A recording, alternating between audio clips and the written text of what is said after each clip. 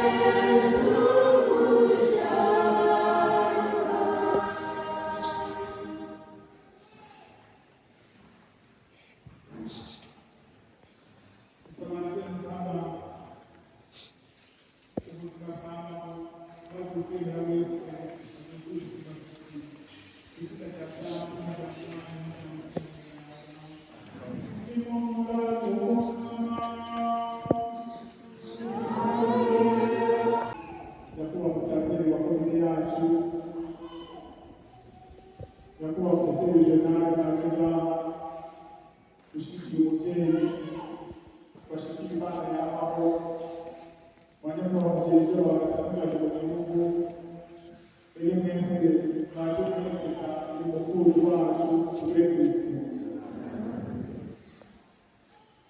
kwimeza ingene n'Imana bategere ashikira Yesu akaba acashitse gusubira ibintu byose Imana ikora umuntu utsinda urupfu ukamaho ugashikira Imana atabigejeje agatesha.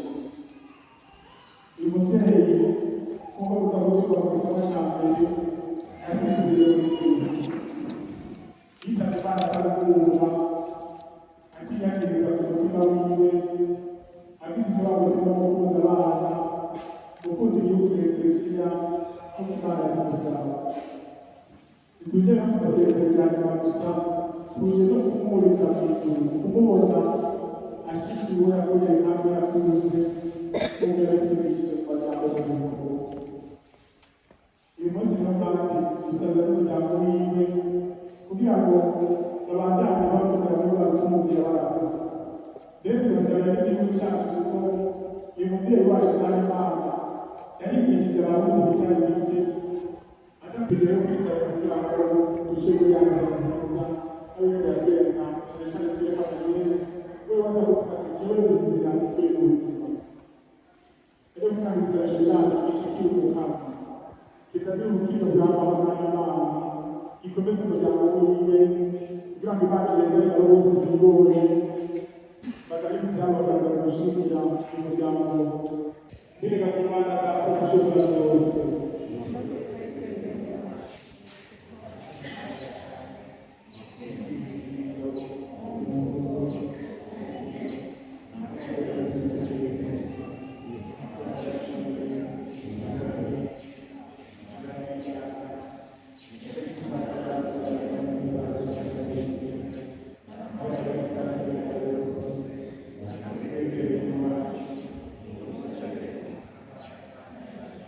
Imana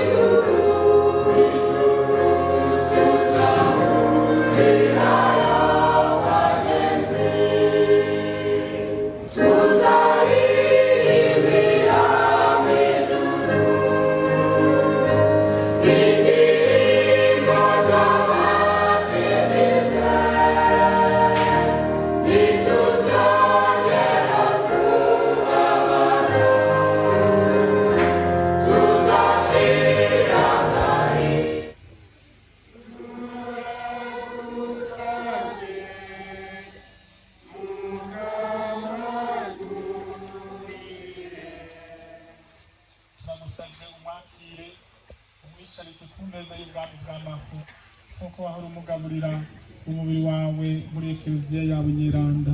Mukama twumvire.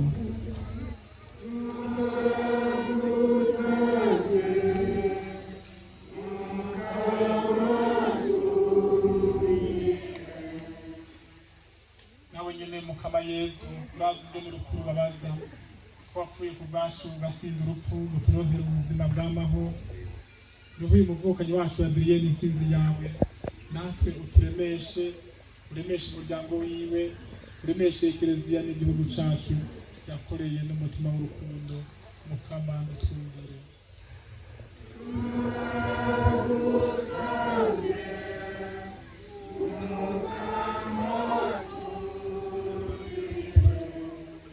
Turaguhereza Mukama abantu bose wahamagaye n'abo bandanye uhamagara, ubandanye bacyoroza ikigongo cawe, ubashimire.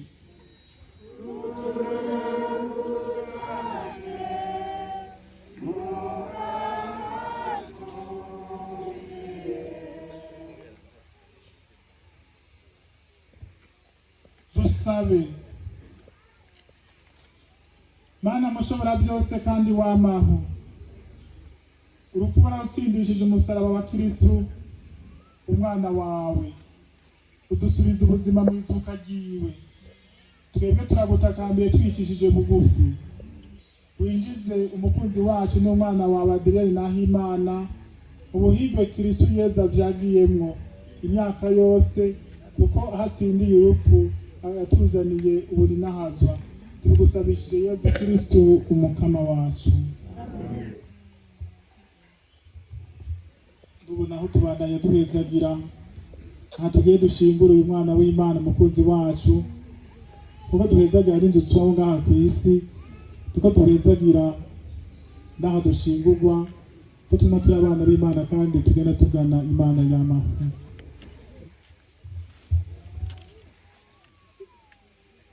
Dusabe.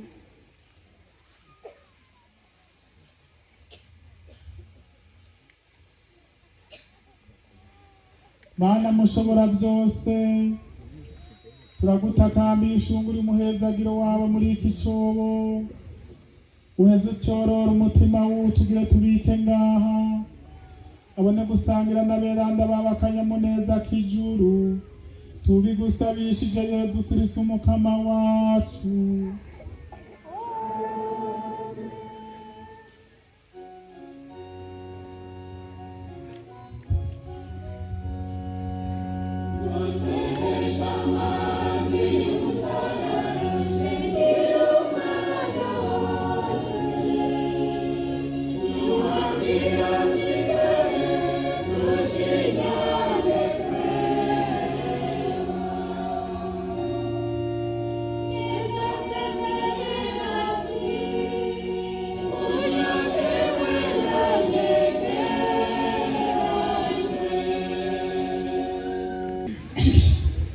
Nahimana Adrienne muvandimwe, twaragendanye, n'ubu turi kumwe nawe ngo tuguherekeze, kandi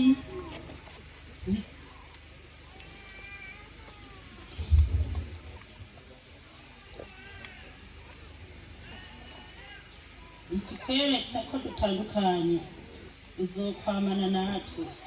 Ibyo twakoranye, ibyo twayaze, nibyo bizokwama bidufasha gukomeza ubumwe budacika. Nawe Mukama Yezu, ni wewe tweza kw'amaso muri iki gihe. Tuzi ko uri uwacu tukaba abawe. Nuze dusangire umubabaro, uheze uturemeshe nk'uko waremesheje abo mwagendanye ukiri ku isi. Turazi ko umutima uremesha umuntu mu gihe cy'urupfu ari wewe utanga. Turazi kandi ko ukwizigira iteka riterwa abavuye ngaha ku isi ari wewe uritanga. Dufashe rero ntiducibwe intege n'urupfu rwacu aje iwawe, ahubwo uturonse ubutwari bw'umutima n'ingoga zo kurangura ibikorwa byose umutima utikunda.